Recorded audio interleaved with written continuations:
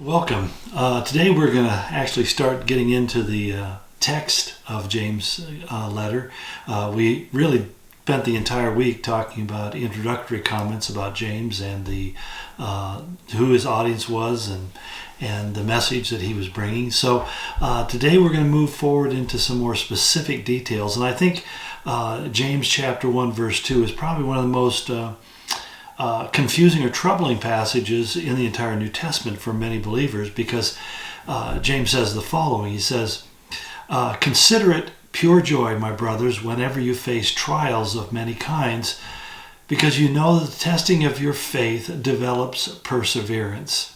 Now, there's not, the idea, the command that we should count it pure joy sounds really counterintuitive for most of us, and very understandably, because none of us likes hard times. Trials, essentially trials means troubles, it means pain, it means disappointment and loss. In other words, it's kind of the umbrella term for anything that bad can go on in your life. And to the idea that I'm supposed to count that as a joyful thing really kind of assaults my thinking in a way that makes me want to pull back. And quite honestly, I think most of us never stop and really spend any reflective effort saying, well, why does he say that? And what does he mean by pure joy? Well, I think we need to kind of unpack it a little bit. I think, first of all, when we talk about joy, it's not the same as happiness. We tend to conflate those terms as if they're just basically one and the same, and they're not. That happiness means that my circumstances are going the way I want them to go, that I'm pleased with what I planned, and I'm seeing my plans fulfilled.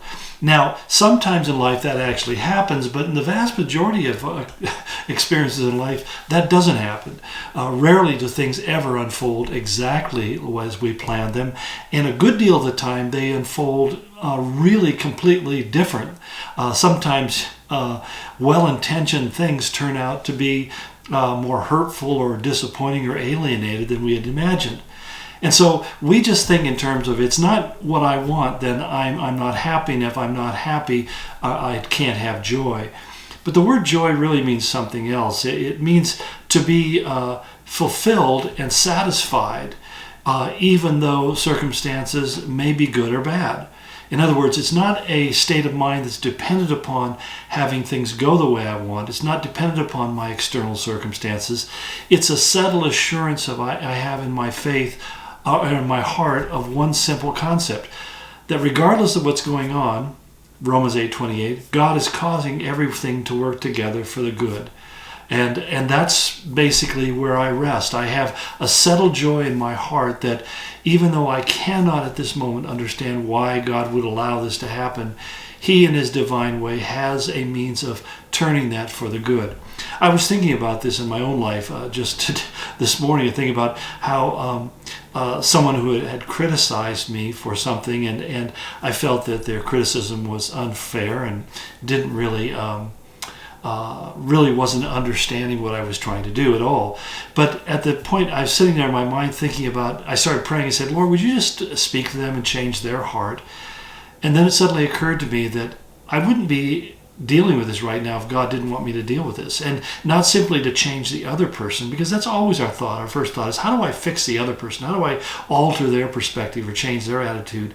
When we really should begin with the only thing that we have power to change, and that's ourselves. And this is one of the things that's really difficult, because when you talk about, are we predestined or we have free will, someone I know once put it really well. They said we're basically given sovereign will within the greater sovereignty of God. And it's impossible to really understand how I can have a degree of sovereignty in a world in which God is the absolute sovereign, or the absolute ruler and the absolute controller. But the fact of the matter is, God says I control all things, and yet He says in His Word that I'm responsible for choices that I make as well. And so even though I can't explain it from a ontological point of view, I can really sit back and say, but it seems to be the reality that I have a choice. And the one thing that I have a choice in changing is not you or anybody else, but I can change me. And I change me by coming to God and saying, God, would you change me? So that the power that we have with God is the ability that we can say yes to what's going on in our life, or we can say no to what's going on in our life. And in the exercise of free will, there's some things that we should regularly say no to, and there's other things that we need to really say, yes, God, your will be done, your kingdom come, not my will be done, not my kingdom come, but yours. I want to bring my life into conformity to what you want. And so when we talk about having joy in our life, especially pure joy, it's that completely settled state of mind where I've stopped wrestling with God and I am embracing what he brings, even if it's many kinds of trials. And again, I have to admit, I don't like trials. And I do everything I can to distance myself from them as much as possible. But I would just challenge you right now to step back and say, okay, what is it or who is it in my life that I wish was different or wasn't there altogether? And instead of saying, God, make it go away, step back and say, Lord, it's here for a reason. I pray that whatever that is, you would use it to help me to grow in my relationship with you and in my expression of love and friendship and fellowship with others. Thank you for the things that humble me. Thank you for the things that often bring disappointment and breaking in my life. I have an adage that I came up with years ago. I said, whatever humbles me helps me, and whatever hurts me heals me. It's oxymoronic, I understand that, but that's the whole point.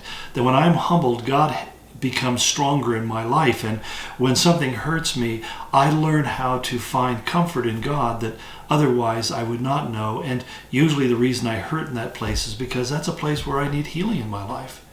So here's some thoughts to work on, and I look forward to continue the conversation tomorrow. God bless you and go in his grace.